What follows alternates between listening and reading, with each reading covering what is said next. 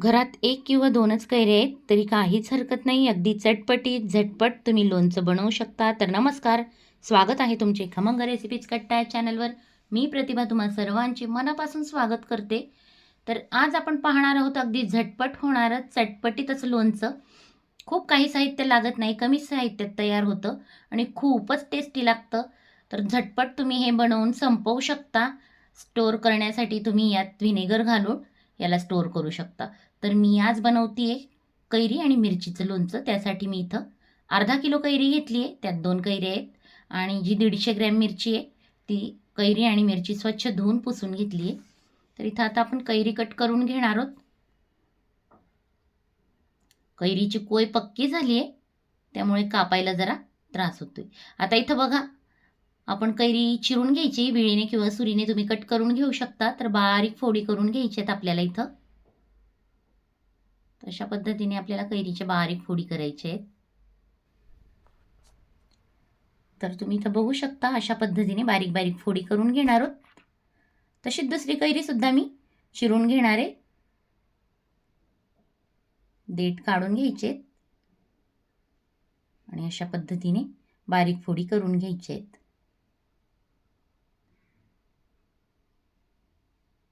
पहिली कैरी जराशी पिवळसर निघाली आहे, दुसरी अगदी पांढरी शुभ्र आहे.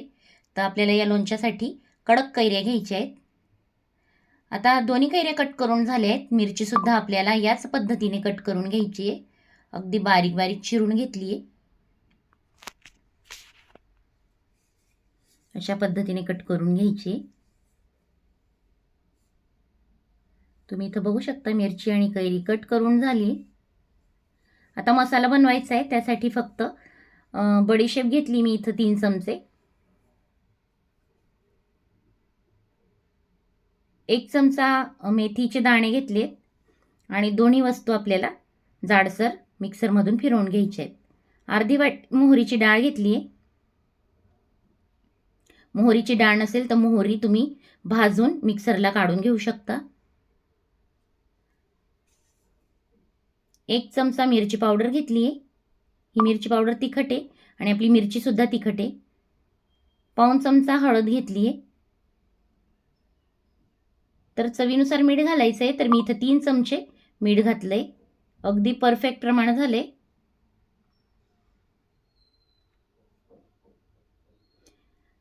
अर्धा चमचा आपल्याला हिंग घ्यायचा आहे. थोड्या लसणाच्या पाकळ्या घेतल्या. जर तुम्ही लसूण खात असाल तर नक्की घ्या, खात नसाल तर स्किप करा. तर जाडसर कुटून घेतले आहेत मी या आणि सिक्वेन्स वाईज हे मसाले लावून घेतलेत. आता 1 वाटी तेल आपल्याला गरम करून घ्यायचंय. यात 2 बॅडगी मिरची सुद्धा मी घालतीये.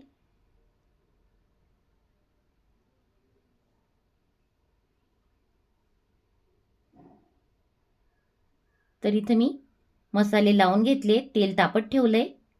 तर तेल तापलंय का आपल्याला बघायला हे लसूणाची पाकळी घातली आहे. पाकळी वर आली की गॅस ऑफ केलाय. तुम्ही इथं बघू शकता, हळूहळू आपण हे तेल घालून घ्यायचंय. पटकन घालायचं नाही, नाहीतर मोहरीची डाळ मसाले जळू शकतात. तर अंदाज घेत घेत आपल्याला हे तेल घालायचं यात. तर थोडं थोडं मी तेल घालून घेते. लसूण पण छान तळून निघतो आणि सगळे मसाले सिक्वेन्स वाईज लावल्यामुळे करपत नाही. तर हळूहळू तेल घालत आपण हे सगळे मसाले व्यवस्थित मिक्स करून घ्यायचे. कैरी आणि मिरचीचा बॅलन्स ठेवण्यासाठी मी 1 चमचा साखर घालते. तर अतिशय टेस्टी कॉम्बिनेशन झालंय. तर तुम्ही सुद्धा बनवून बघा. इथं बघा, आपले मसाले सगळे मिक्स झालेत. आता हे छान गार होऊ द्यायचे. तर 4 तासानंतर हे मस्त गार झाल्यानंतर आता एका मोठ्या बाउलमध्ये आपल्याला मसाला मिक्स करून घ्यायचा आहे. त्यासाठी मी मिरची घातली, कैरीचे तुकडे घालते. जो थंड झालेला मसाला आहे तो व्यवस्थित मिक्स करून घ्यायचा आहे. तर हे घातल्यानंतर छान चमच्याने व्यवस्थित मिक्स करून घ्यायचं आहे, जेणेकरून कैऱ्यांच्या फोडींना हा मसाला व्यवस्थित लागेल. तर अशा पद्धतीने हे व्यवस्थित मिक्स झालंय.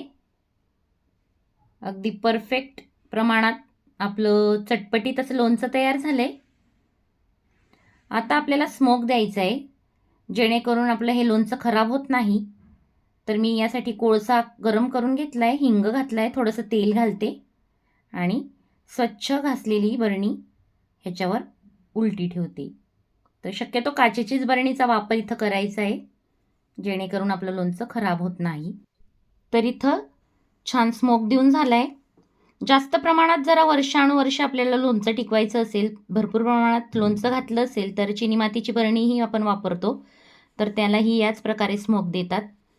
स्वच्छ धुवून ऊन दाखवून नंतर हिंगाची धुरी देतात. तर या पद्धतीने आपला स्मोक देऊन झाला आहे आणि आता हे लोणचं मी बरणीत भरून घेतलं आहे. ह्याला तुम्ही कॉटनच्या कापडाने सुद्धा बांधून ठेवू शकता. दिवसभर हवेशीर राहिलं की रात्रीचं झाकण लावून द्यायचं.